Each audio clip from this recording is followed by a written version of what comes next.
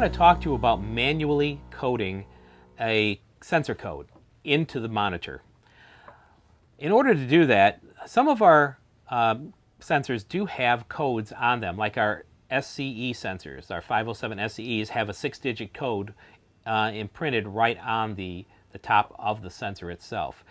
But if you want to go from your old display, the one that originally came with your system, to your new display, your new color display, and a lot of people are doing this, you do not have to go around and hold your display down to the different tire positions and code it in that way. You can actually code it in manually.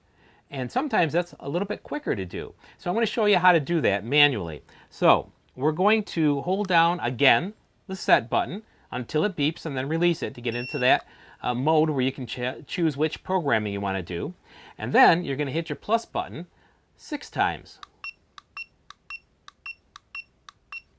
And you'll see at the bottom it'll say Set ID. You want to get into Set ID, so you're going to hold down or just push and release the Set button. And then you'll see the first tire is blinking. And what you can do is, if you have our other display, you can hold down the code button on the other display and hold it down till it beeps, and then the same tire will pop up. The first tire, the right tire on the front axle will pop up, and you can then see what the code is for that particular sensor, the 6-digit code. Now, I don't have that option right at the moment, but what I'm going to do is I'm going to code in one of our SCE sensors here, which I do have a sensor code for, which is looks like 587F. So I'm going to use the plus button. No, I'm not. I'm actually going to hit set to go into it. I keep forgetting to hit set. You got to hit set to go into that mode, and then I'm going to use the plus button, and I'm going to set the first one up to number 5. Then I'm going to hit the go button to move to the next digit. I'm going to set that up to 8. Hit the go button for the next digit. I'm going to set that to number 7, and that's what's on. I'm reading it right off of the sensor here. So I'm going to go to 7.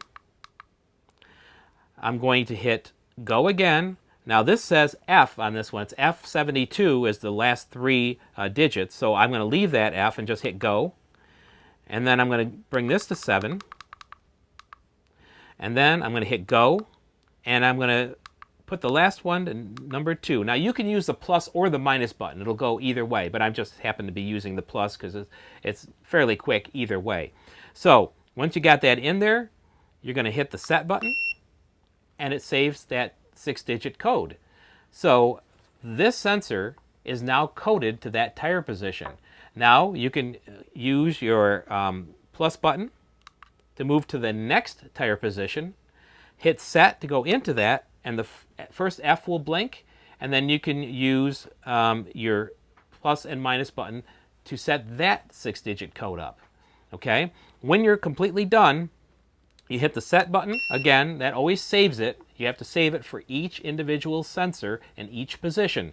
Once you get that done, you hit your back button, and you hit it twice, and now you'll see that we have a sensor on that front right, which is this SCE 507 sensor that I just coded.